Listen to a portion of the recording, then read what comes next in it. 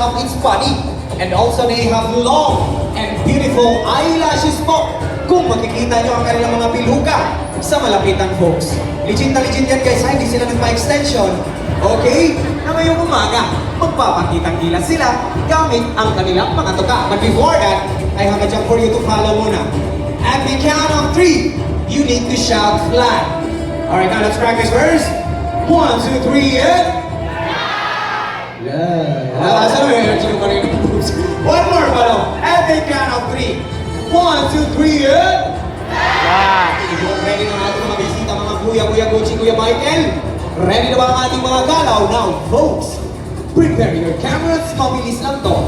At the count of 3. 1, 2, 3, and... Fly! What a perfect match! Mr. Bill and JJ.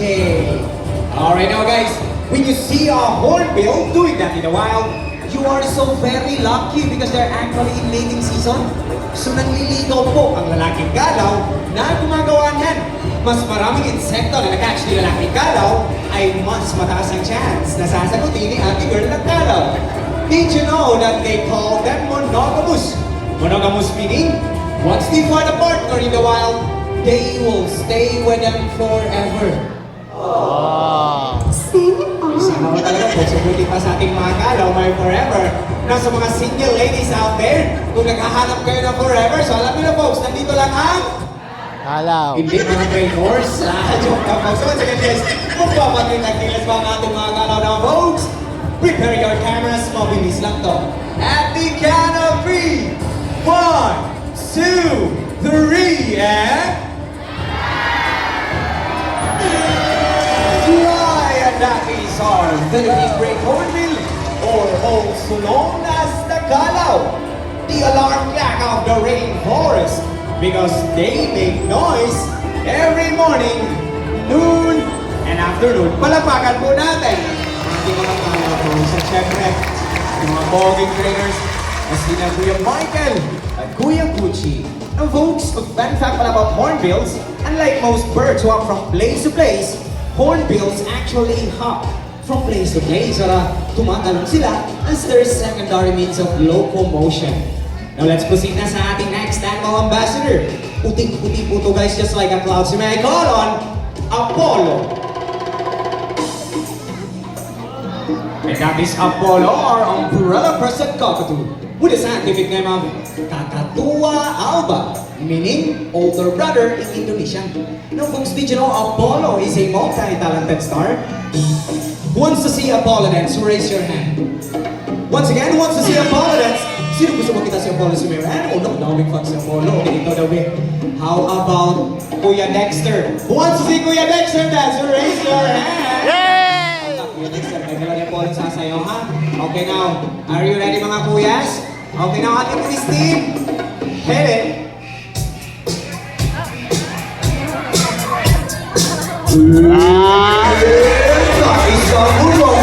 Moonwalk ha? Why Michael Jackson sa matros ni Kuy? Pag-isa mo sa nila kung gano'n mo lang yung matulog and... Baka manahulog, baka mahulog na sa chilo. Alright now, at this time, let's see this acting skill. Magaling tong umarte si Apollo folks, magaling tong artista. Alright, now Apollo, what do we do if you see a predator?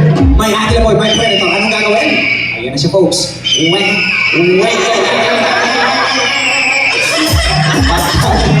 Patay good boy Apollo, that is their natural reaction po. They're doing that in a while to fool their predators. So magpatay-patayan sila folks. One more pa daw eh. Apollo, may agila sa taas mga gagawin? Ayan na naman siya folks. Grabe na talaga Apollo. Napakagabagig na talaga. Oh folks, napakagod natin. Si Apollo. Okay nga Apollo, hindi pa tayo tapos ha. Okay, Kuya Dexter, pwede ko mag-interview si Apollo? Apollo, we can interview pwede eh? Okay. Nagpapagay siya guys, okay dito tayo sa center. Okay na Apollo. Sumagot ka ng maayos boy ha. Apollo, look at Kuya Dexter. Is he good looking? Is he handsome? Pogi ba si Kuya Dexter mga Apollo? Sana Kuya Dexter, okay, syempre okay naman talaga Kuya Dexter guys, no? No, how about me now boy Apollo? Look at me boy, am I good looking? Pogi ba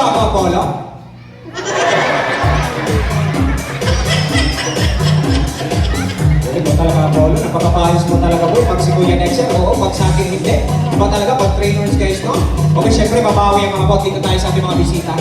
Ito si Ma'am gumawa sa akin. Si Ma'am babawi ako. Okay, now, Apollo, look at Ma'am, look at her. Ayan, naka-red, look at her. Is she beautiful? Maganda ba si Ma'am? Ayun, no, naka-red, maganda. Ayun, naka-red, maganda ba? Hey, sarap na po yun, Ma'am, maganda ka daw. Sabi ni Apollo, kinilig si Ma'am, folks.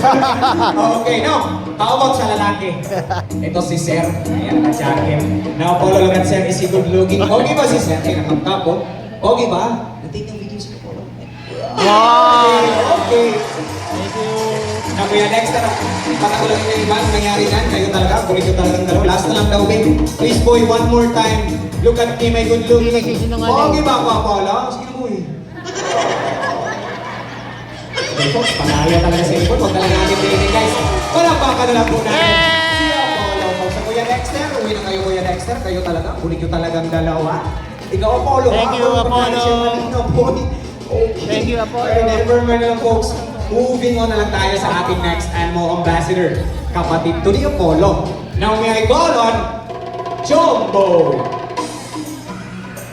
And that is Jumbo or other umbrella crested cockatoo. Now guys, did you know the reason of global warming is due to pollution coming from our transportation? And this morning, he will show us some alternative ways to lessen our carbon footprints. Using a ding, ding, ding, ding, ding, ding, ding, ding, ding. Bicycle na Jumbo. Sakay. Paliyak sa paliyak. Ay! Bakal exclusive. Bakal man. Sika yun eh. Para lang. Good boy. Jumbo, not to the kids out there. Or maybe sa ating mga adults. So still, don't know how to ride the bicycle. Nothing to worry about po because tuturuan tayo ni Jumbo. Paano gumamit na scooter ay kumain niyo mag-bike. Kaya nga mag-scooter folks. O Jumbo, sakay ulit. Eh, matchang naman. O dahil tayo yung scooter. Good boy. Jumbo, you see guys, even our animals love to help our mother nature. We can also help by doing reuse, recycle, and repurpose, and some alternative ways for your transportation. And that's all for Jumbo folks. Panagpagan po! Siyempre, si Kuya Michael. Anyway guys, here in Davao Crocodile Park, we have 4 species of cockatoos po. One is the sulfur crested cockatoo, 2 is the umbrella crested cockatoo, which are sinaabong at Jumbo, 3 is the black tongue cockatoos po, and 4 is the Molucan cockatoos po. Now moving on na tayo sa ating next animal ambassador. 3 in 1 po ito. But before that, I have a question, okay? What animals have 9 lives? Cat. Pusa. Iring. Tama. Okay, ito. Kung si Mickey ay mouse, si Donald ay duck, anong klaseng hayop si Winnie? Winnie the Pooh! Ha? Winnie the Pooh! Anong klaseng hayop si Winnie? May po ba na hayop, guys? May po ba na hayop si Okay, again. Bear. Kayo talaga. Ito, last question. What kind of animal ang kamukha ng katabi ko ngayon? Familiar? Anong hayop to? Natake ng video ni Sir. Familiar ba, Sir? Okay, joke lang, guys. But you are correct, folks. Ang ating next animal ambassador, he has a face like a cat, the body like a bear, and very impressive tail like a monkey. May direct attention to your left side. That is Teddy, our Palawan bear cat. Ayan na, folks. So once again, folks, that is Teddy, our Palawan bear cat, with his active name of Arctictis Pinko, locally known as Pinko, guys. Now, folks, did you know that their tail can act as a movement, meaning it is prehensile in nature? The definition of prehensile is being able to grab. So they can grab sa mga object na kasi galing lang ng ating mga kamay. Yes po, ganyan ang kanilang tail. Same sa mga monkey. At ipapakita yan ni Teddy ngayong umaga po. Alright, now Teddy, are you ready to down, boy? Wait lang, folks. Pwestuhan muna natin si Teddy, guys. Ayan na.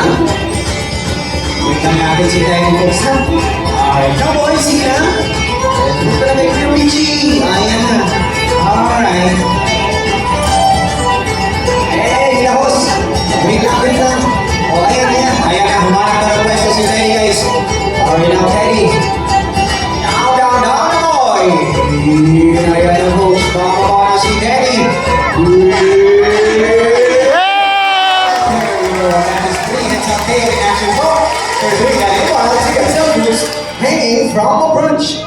tawagan po natin si Teddy folks. Alright.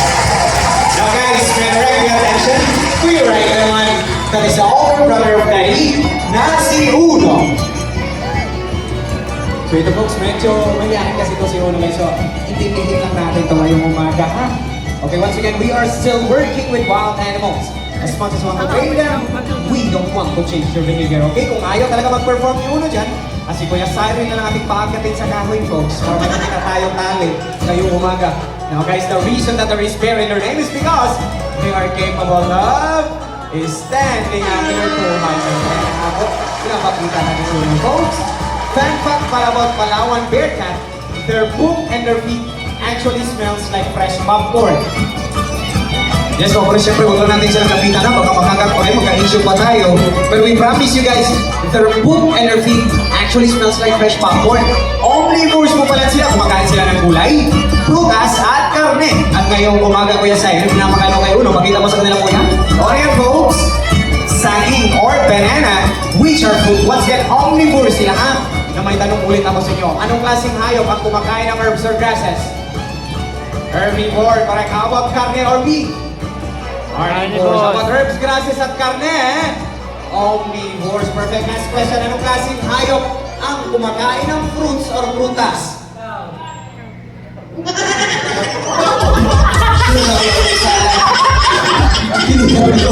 Hindi po sa akin sa ha? O sino nakakalaman sa mga ito? Sige na. Sino sa akin po sa akin? May nalagyan ako dito sa kiri. Okay, o sino nakakalaman? Kamay. Alam, wala. Assignment na lang. Assignment na sabi ni ma'am. Okay, sige. Tuturuan ko na lang kayo, folks. Now guys, the correct answer is frugivore. Sige nga, nakikinig kayo. Ano yun?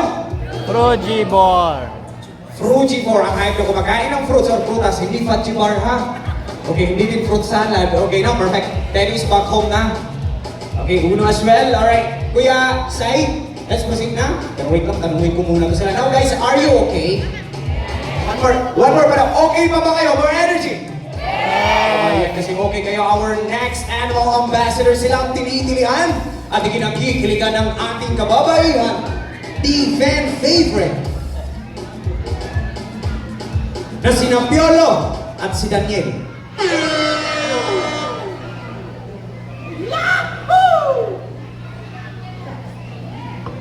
Piolo?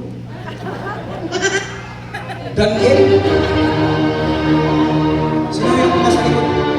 John Lloyd?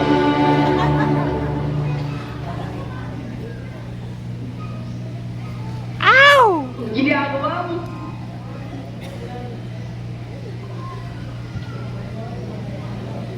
Ginagawa mo.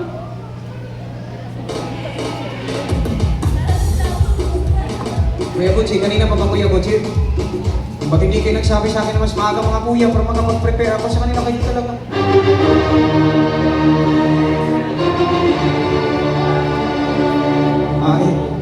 Folks, ulit-ulitin ko itong sabihin sa inyo. Once again, we are still working with wild animals. As much as want to train them, we don't want to change their behavior. Sabi kasi ng ating mga trainers, wala daw po si Piolo at si Daniel sa likuran at nakatakas daw po.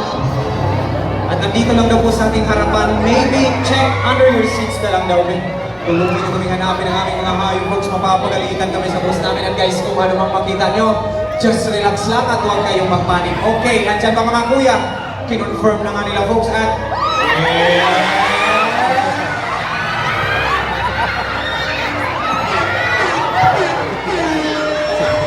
May sawa pala dyan. Di ba sabi ko sa inyong tinitilian? At ikinagkikiligan ng ating kababaihan.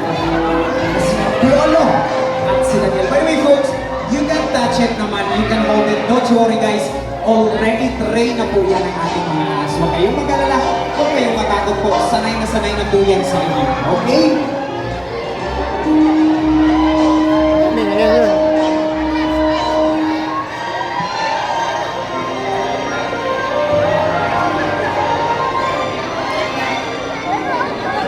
So, mga bisita natin, hindi pa nakaka-experience maghawak ng ahas. Kaya it's your time para kumakain ng ating mga ahas dyan po. So, okay?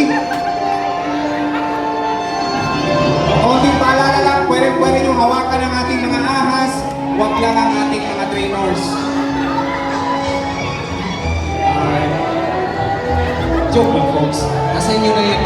hawakan ng ating mga walking trainers din dito, no? Alright, now, before we meet Viola at Daniel, ngayong umaga, pipili po tayo ng 2 adult guests po. Hindi ako yung pipili, ha? Yung mga trainers natin, sumusunod lang ako sa kanila kung sino pipiliin nila. Okay? Alright, now, nakakin natin si Kuya Dexter. Sinong unang pipiliin natin ngayong umaga, Kuya Dexter? Si Ma'am, tara naka-blue yung hijab. Okay, dito po tayo, Ma'am. Sige na. Folks, palapakan po natin si Ma'am, please. Ma'am, we promise you, already trained na po ito ang ating mga ahas. Sige na, Ma'am, picture taking lang po tayo. Sige na po. Ma'am, here. Alright, ayan na. Guide natin si Ma'am, Kuya, muli. Okay, ayan, folks, again. Palapakan po natin si Ma'am. Ayan. Ang Jory, may kasama ka dito, ha? Okay, now. Sinong last natin pipiliin, Kuya?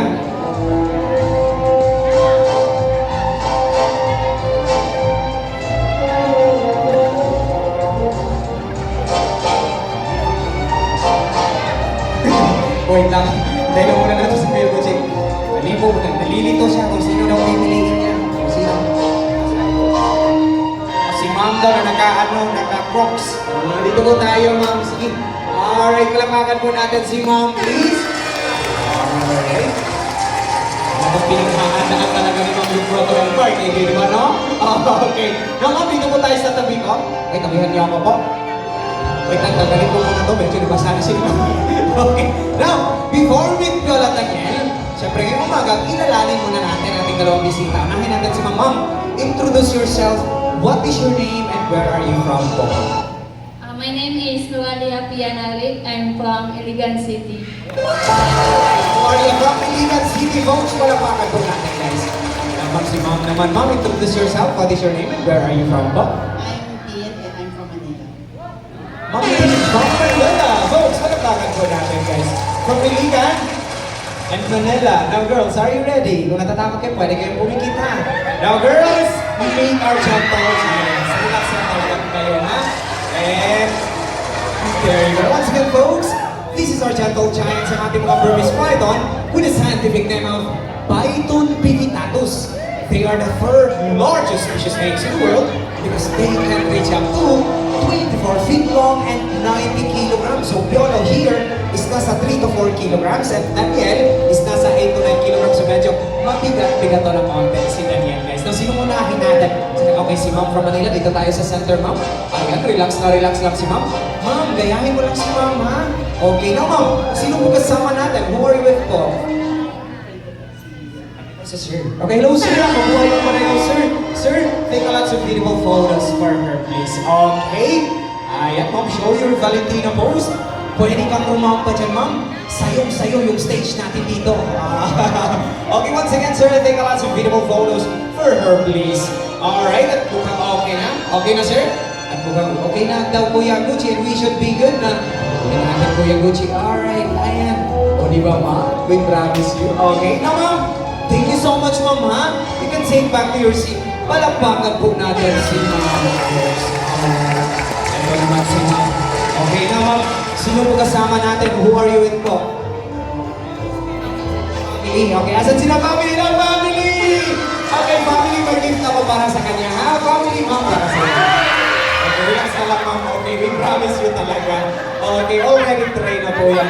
Okay, now once again, family, take a lots of beautiful photos for her, please. Okay, kahit natin, ayun, huwag natin para hindi ka matakot.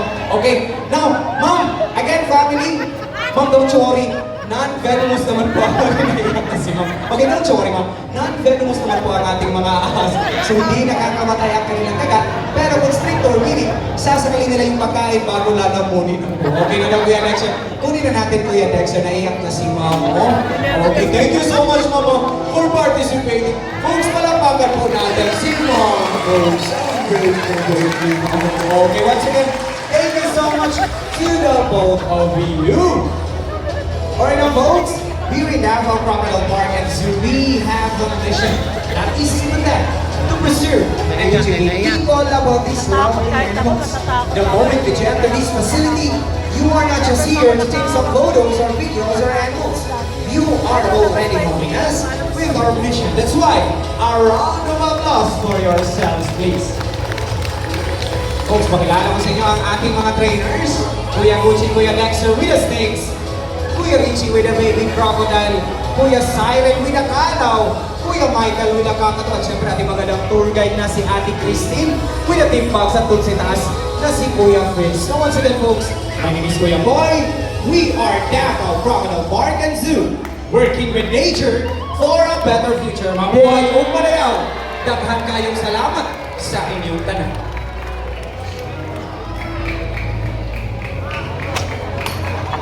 Ayan, like I said kanina, sa mga gustong magpa-picture sa ating animal ambassadors, lalo na dito sa ating snakes, just form a straight line lang po tayo dito sa center. Sa mga tagal sa ahas, nandiyan po ang ating mga ibon with Kuya Michael at Kuya Siren. Okay, yan guys, be gentle lang po sa ating mga hayop. By the way, sa mga bisita natin, hindi pa nakapag-ikot sa park, may schedule po tayo for guided tour. Kung gusto nyo magpa-tour, just approach me lang po. Siyempre, dito kami ni Ate Christine, guys. Once again, sa mga bisita natin, hindi pa nakapag-ikot sa park, may schedule po tayo for guided tour. Kung gusto nyo magpa-tour, kung gusto nyo mag-ikot-ikot dito sa park, just approach me lang po. Daghang kayong salamat. And guys, Kuya Richie pala with the baby crocodile. Kung gusto nyo magpa-picture, ayan po. By the way, folks, you can also rate our show and our conservation efforts on our Facebook page. That is Davao Crocodile Park and Zoo. You can also tag us and use the hashtag Davao Crocodile Park and Zoo.